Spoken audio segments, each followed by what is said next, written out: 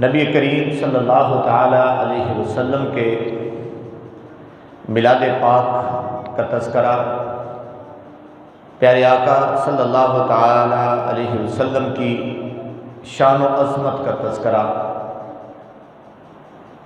اللہ تعالیٰ عز و جل کی ان سنتوں میں سے ہے جن سنتوں کو اللہ نے اپنے برگزیدہ انبیاء علیہ السلام کے تذکروں کے ساتھ وابستہ فرمایا۔ یہ اللہ کا طریقہ اور اللہ کی سنت ہے کہ اس رب کریم جل جلالہ نے اپنے برگزیدہ بندوں کے ذکر کو، ان کی ولادت کو قرآن نے ہمیشہ کے لیے محفوظ فرما دیا ہے۔ حضرت سیدنا یحییٰ علیہ السلام کے بارے میں قرآن مجید میں اللہ تبارک و تعالی عز و جل نے آپ کی ولادت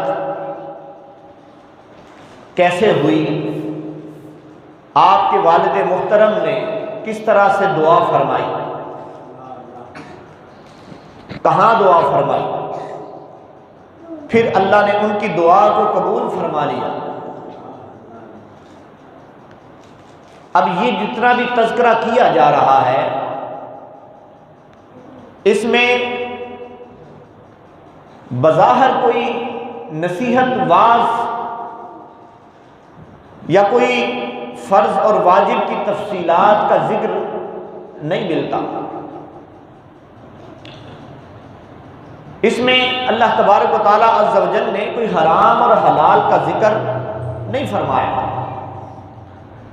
بلکہ اللہ رب العزت نے اپنے پیارے بندے، اپنے پیارے نبی حضرت زکریا علیہ السلام اور حضرت یحییٰ علیہ السلام کے اس پورے واقعے کو تفصیل کے ساتھ بیان فرمایا، ان کے خاندانی پس منظر کو بیان فرمایا قرآن میں، اور پھر اس ولادت کے دن کا تذکرہ کرتے ہوئے حضرت یحییٰ علیہ السلام فرماتے وَالسَّلَامٌ عَلَيْهِ يَوْمَ وُلِدَ، اور سلام ہو پھر یحییٰ پر جس دن وہ پیدا ہوئے، ولدہ ولادت ہوئی، اس دن پر سلام بھیجا، وَيَوْمَ يَمُوتُ، اور جس دن وہ اللہ کی طرف لوٹ کر واپس جائیں گے، آپ کی وفات کے دن پر بھی سلام بھیجا، وَيَوْمَ یبعث حیّا، اور جس دن پھر وہ اٹھیں گے، قیامت کے دن اٹھائے جائیں گے۔ تو سب سے پہلے جس دن پر سلام کیا وہ کون سا دن ہے؟ جس دن آپ کی اس دنیا میں تشریف آوری ہوئی۔ تو اللہ نے حضرت یحییٰ علیہ السلام کی ولادت کا پورا تذکرہ فرمایا۔ حضرت موسیٰ علیہ السلام اللہ کے برگزیدہ نبی علیہ السلام، ان کی ولادت کا تذکرہ بھی قرآن نے فرمایا۔ حضرت موسیٰ علیہ السلام کا دور فرعون کے ظلم و ستم کا دور ہے، وہ لڑکیوں کو زندہ رکھتا تھا، لڑکوں کو مار دیتا تھا، اس لیے کہ اس کے دور کے جتنے بھی کاہن اور جتنے بھی جادوگر لوگ اس کے دربار میں جمع تھے، انہوں نے خبر دی کہ ان قریب وہ شخصیت دنیا میں آنے والی ہے کہ جس کی وجہ سے تیری حکومت کا تختہ الٹ جائے گا، حضرت موسیٰ علیہ السلام۔ اب حضرت موسیٰ علیہ السلام کی ولادت کا اللہ کی طرف سے اذن ہوا، ارادہ ہوا، آپ کو دنیا میں بھیجنے کا ارادہ ہوا، اللہ پورا تذکرہ فرما رہا ہے۔ جب حضرت موسیٰ علیہ السلام کی ولادت ہو گئی، قرآن نے پورا پھر ذکر فرمایا کہ ہم نے ان کی امی جان کو حوصلہ دیا اور کہا کہ اس بیٹے کی پرورش شروع کرو، ہم اس کی حفاظت کرنے والے ہیں، پریشان نہیں ہونا۔ وہ دودھ پلانے کا وقت جو ہے اس کا تذکرہ کیا، پھر فرمایا ہم نے اسے کہا کہ اس کو دریا کے سپرد کرو، ہم تمہیں پھر اس سے ملا دیں گے، پھر ملا دیں گے۔ یہ کس کا ہے؟ کوئی فرض بیان ہو رہے ہیں؟ کوئی واعظ و نصیحت ہو رہی ہے؟ نہیں، اللہ اپنے نیکوں کا تذکرہ کر رہا ہے، پورا ذکر بیان کیا جا رہا ہے، واقعہ بیان کیا جا رہا ہے۔ ولادت، بچپن، جب بچہ دودھ پی رہا ہو، کوئی واعظ کر سکتا ہے؟ کوئی تذکرہ کوئی اس کا ایسا کیا جا سکتا ہے جس میں کوئی بڑی کوئی واعظ کی، نصیحت کی، کوئی بڑی فرض کی، واجب کی کچھ چیزیں کچھ بیان کرنے کی ہوں؟ ایسا کچھ نہیں ہے۔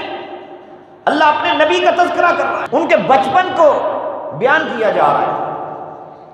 پھر فرمایا کہ ہم نے اس کو حوصلہ دیا اور اس نے صبر کیا، اور ہم نے اہتمام کیا، اور فرعون اور اس کی بیوی کے دل میں موسیٰ کی محبت ڈالی، ہم نے اہتمام کیا۔ اللہ پورا ذکر کر رہا ہے۔ اور پھر ان کی امی جان کو پھر اللہ نے اپنی حکمت کے تحت محل میں پہنچایا۔ انہوں نے جا کر تو حضرت موسیٰ علیہ السلام کی پرورش کرنا شروع کی۔ اللہ کی حکمتیں، جسے لوگ مٹانا چاہیں، اللہ اس کو بڑھانا چاہے، اللہ کے پاس بڑے طریقے ہیں۔ وہ فرعون جو اپنی حکومت بچانے کے لیے لڑکوں کو ذبح کرتا ہے، لڑکیوں کو زندہ رکھتا ہے، اللہ نے جس کے ذریعے سے جو کام لینا تھا اس نبی علیہ السلام کو اس کے محل میں پرورش کروائی۔ یہ رب کا کرم، اس کی حکمت اور کمال، اس کے محل میں اس کی پرورش کا انتظام کر دیا۔ میں جو اپنے عنوان کے تحت جو بات کر رہا ہوں کہ اللہ تبارک و تعالیٰ عز و جل نے اس پورے واقعے کو ذکر فرمایا، قرآن میں تذکرہ کیا، پورا واقعہ بیان کیا۔ سورہ مریم آپ پڑھیے، پورا ذکر اللہ تعالیٰ عز و جل فرما رہے۔ اب آئیے، میلاد کا ذکر جو ہے وہ لوگ کہتے ہیں یہ بدعت ہے، نیا طریقہ ہے۔ یہ قرآن کا طریقہ ہے بھائی، یہ قرآن بیان فرما رہا ہے۔ قرآن اللہ اپنے نیکوں کا میلاد خود پڑھتا ہے، خود تذکرہ کر رہا ہے، خود ذکر ہو رہا ہے۔ پھر حضرت عیسیٰ علیہ السلام کا میلاد اللہ نے قرآن میں پڑھا ہے۔ حضرت عیسیٰ علیہ السلام، حضرت مریم سلام اللہ علیہا، آپ کی امی جان کا تذکرہ ہوا، آپ کی پاکیزگی کا تذکرہ ہوا، عفت، آپ کی پاک دامنی کا قرآن نے اعلان کیا۔ پھر کس طرح سے اللہ نے حضرت عیسیٰ علیہ السلام کو حضرت مریم سلام اللہ علیہا کے جسم مبارک میں منتقل کیا، وہ سارا تذکرہ اللہ قرآن میں فرما رہا ہے۔ ہم حضور کی ولادت کا ذکر کر بیٹھے، لوگوں کو پریشانی ہو جاتی ہے۔ اللہ تو کہتا ہے قرآن میں بھی ہوگا، نماز میں بھی ہوگا۔ جب یہ آیتیں پڑھی جائیں گی تو حضرت عیسیٰ کا میلاد نماز میں پڑھا جائے گا، یہ سارا تذکرہ کریں گے۔ اب ان واقعات میں ہم غور کریں۔ حضرت عیسیٰ علیہ السلام امی جان کے شکم میں تشریف لے آئے۔ اب لوگوں کی باتیں شروع ہوئی، جو بھی وہ واقعات ہوئے۔ حضرت عیسیٰ علیہ السلام بغیر والد کے تشریف لائے تھے دنیا میں۔ اب ان کی ولادت کا تذکرہ جو ہے وہ اللہ قرآن میں کر رہا ہے۔ پھر آپ عبادت کرتی ہیں، آپ جس جگہ بیٹھتی ہیں، آپ کی امی کا تذکرہ کیا جا رہا ہے، پھل آتے ہیں، وہ پورا قرآن نے اس واقعات کو پورا قرآن میں ذکر کیا۔ پھر ولادت کا وقت قریب آیا، قرآن بیان فرما رہا ہے۔ پھر ہماری بندی کو ہم نے یہ حکم دیا کہ آبادی سے باہر تشریف لے جائے۔ آپ باہر تشریف لے گئے، کھجور کا خشک درخت ہے اور اس درخت کے نیچے آپ لیٹی ہیں، قرآن ذکر کر رہا ہے اس چیز کا، ولادت کا۔ میلاد بنا جا رہا ہے، میلاد۔ ہم حضور کی ولادت کے وقت اللہ نے ان معجزات کا اظہار فرمایا۔ پیارے آقا جب دنیا میں تشریف لائے تو اللہ تعالیٰ عز و جل نے آپ کی ولادت پر نور کو ظاہر فرمایا اور آسمان کے ستارے قریب آ گئے۔ پیارے آقا کی ولادت کے موقع پر اللہ تبارک و تعالیٰ عز و جل نے جنت سے حوروں کو بھیجا۔ حضرت آمنہ رضی اللہ تعالی عنہا کی خدمت کے لیے حضرت حوا تشریف لائیں، حضرت آسیہ تشریف لائیں، حضرت مریم سلام اللہ علیہا تشریف لائیں، ان کی ارواح آئیں۔ حضرت آمنہ فرماتی ہیں میں نے جنت کی خوبصورت خواتین کو دیکھا جو میرے گرد آ کر کھڑی ہو گئی۔ ہم ذکر کر رہے ہیں اور یہ ہمارا طریقہ صرف نہیں ہے، میں قرآن سے عرض کر رہا ہوں، اللہ نے اپنے نبیوں کی ولادت کا تذکرہ قرآن میں فرمایا۔ حضرت عیسیٰ علیہ السلام کی امی جان درخت کے نیچے، وہ خشک درخت ہے، ان کو بھوک اور کمزوری کا احساس پیدا ہوا۔ اللہ قرآن میں فرماتے ہیں ہم نے حکم دیا مریم کو کہ اس درخت کو ہلاؤ، اور اس خشک درخت کو جب انہوں نے ہلایا، ہم نے اپنی حکمت سے وہاں سے تازہ کھجوریں ان کے اوپر گری۔ یہ کب گری؟ یہ کون سا وقت ہے؟ ولادت کا وقت ہے، حضرت عیسیٰ کی پیدائش ہونے لگی ہے، ہونے والی ہے، اور آپ اس موقع پر ایک کمزوری اور ایک مطلب بیماری کا احساس ہوتا ہے، کھانے کی خواہش ہوتی ہے کچھ، اللہ اپنی پیاری بندی کے لیے کھجور کے خشک تنے سے تازہ کھجوریں ان کو عطا کی جا رہی۔ اب یہ ذکر قرآن، میں بات یہ کر رہا ہوں، لوگ کہتے ہیں میلاد کدھر لکھا ہوا ہے؟ یہ لکھا ہوا ہے، حضرت عیسیٰ علیہ السلام کا میلاد لکھا ہے قرآن میں۔ اب انہوں نے کیا بولا، کن الفاظ میں اللہ کا شکر ادا کیا، قرآن نے اس کا بھی ذکر کیا۔ اب یہ سارا تذکرہ کرے، مجھے بتائیے اس میں کوئی جھوٹ کے، کوئی اسلامی معاشرے کے بارے میں قانون نکلتا ہے؟ کوئی نماز کے فرائض، کوئی واجبات، کوئی زکوٰۃ، کوئی حج، کچھ نکلتا ہے؟ یہ صرف اللہ نے اپنے نیکوں کی کہانی سنائی ہے، ذکر سنایا۔ اللہ پسند کرتا ہے اپنے نبیوں کا تذکرہ کرنا، اپنے نیکوں کا تذکرہ کرنا، اپنے برگزیدہ بندوں کا ذکر کرنا، ان کی ولادت کا تذکرہ کرنا۔ حضرت یحییٰ کا ذکر کیا، حضرت موسیٰ کا ذکر کیا، حضرت عیسیٰ کا ذکر کیا، حضرت یوسف علیہ السلام کا بچپن بیان کیا، ان کے کنویں میں جانا نکلنا سب بیان کیا۔ اگر اللہ اپنے نبیوں کا تذکرہ کرتا ہے، ان کی یاد کو زندہ رکھتا ہے، حضرت ابراہیم کا ذکر کیا، حضرت اسماعیل کا بچپن بیان کیا، ان کی ولادت بیان کی، یہ قرآن نے سارا کچھ بیان کیا ہے۔ اللہ اپنے پیاروں کا تذکرہ زندہ رکھنا اس کی حکمت میں شامل ہے، اس کی مرضی میں شامل ہے۔ تو سید دو عالم جن کے صدقے سے سارے نبیوں کو شانیں ملی ہیں، ان کا تذکرہ کرنا اللہ نے سنیوں کے مقدر میں فرمایا، ہمارے مقدر میں فرمایا۔ اب دیکھیں حضرت عیسیٰ علیہ، حضرت ابراہیم علیہ السلام کی اتنی تفصیل بیان فرمائی اللہ نے، ایک ایک بات بیان کی۔ حضرت ابراہیم کا تذکرہ کیا، حضرت اسماعیل کا کیا، حضرت یوسف، پوری سورہ یوسف بیان فرما دیا اللہ تبارک و تعالیٰ عز و جل نے۔ لوگ کہتے ہیں میلاد کدھر لکھا ہوا ہے؟ میلاد قرآن میں لکھا ہوا ہے، یہ اللہ نے میلاد بیان کیا، اپنے سارے نبیوں کا ذکر فرمایا ہے، اور اللہ تبارک و تعالیٰ عز و جل نے اپنے نیکوں کی یاد کو زندہ رکھنے کا اہتمام کیا ہے، اور وہ اپنے پیارے محبوب کی یاد کو، ذکر کو کبھی بھی دنیا سے مٹنے نہیں دے سکتا۔ کوئی مٹا سکتا ہے؟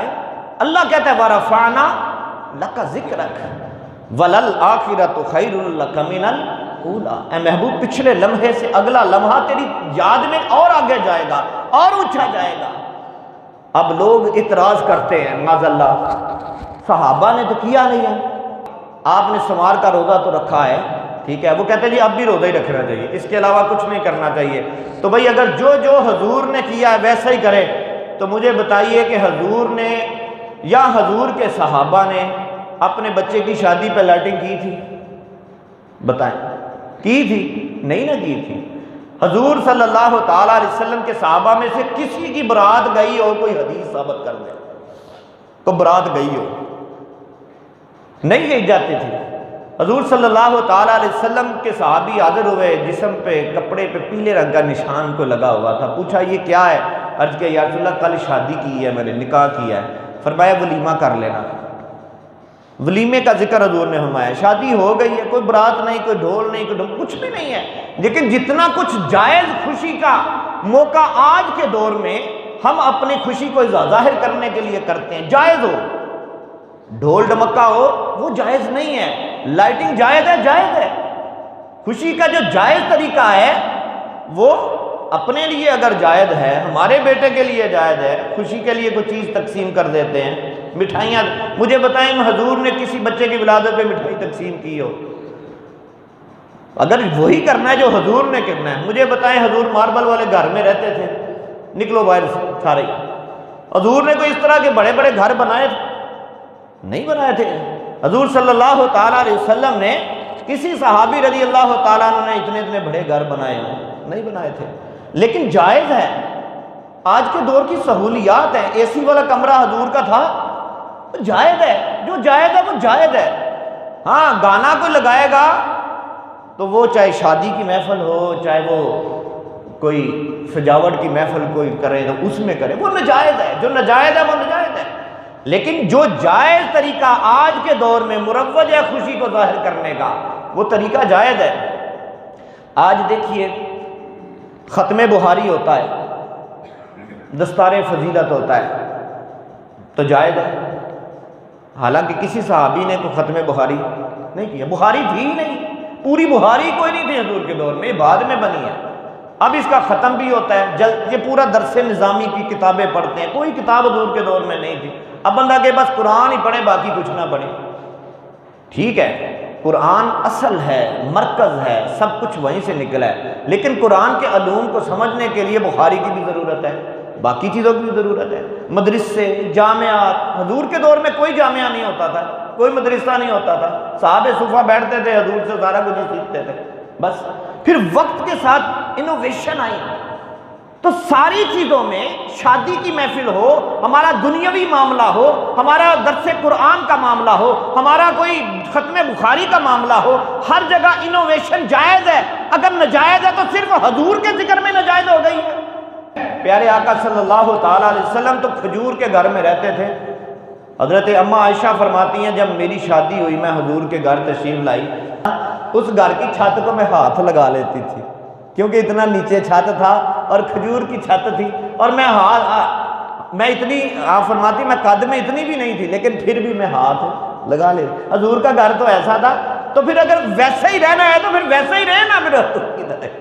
آج یہ باقی کی انوویشن جائز ہے، حضور کے نام کی لائٹنگ کر لے تو جائز ہو جاتی ہے، حضور کے نام کی دیکھ پک جائے تو جائز ہو جاتی ہے، اپنی تو جو بھی دستار فضیلت میں کھانا پکاؤ تو جائز ہے، دستار فضیلت میں تلاوت کرو تو جائز ہے، میلاد کی محفل میں ہم تلاوت کریں تو ناجائز ہے، دستار فضیلت میں تقریر تم کرو جائز ہے، ہم حضور کی میلاد پڑھیں تو ناجائز ہے، دستار فضیلت میں تم دعا کرو تو جائز ہے، ہم کریں تو ناجائز ہے، تم ختم بخاری کے اندر لوگ اکٹھے کرو تو جائز ہے، ہم حضور کے میلاد پر کریں تو ناجائز ہے۔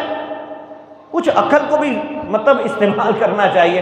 آج آگے فرق کہاں پڑے گا؟ تو نعت نہیں پڑھے گا، ہم نعت بھی پڑھیں گے، تو سلام نہیں پڑھے گا، ہم سلام بھی پڑھیں گے، فرق مجھے پھر پوچھنے دیں، مجھے اس چیز کی اجازت دے میں تجھ سے پوچھوں کہ صرف تجھے دشمنی ہے تو رسول اللہ سے دشمنی ہے؟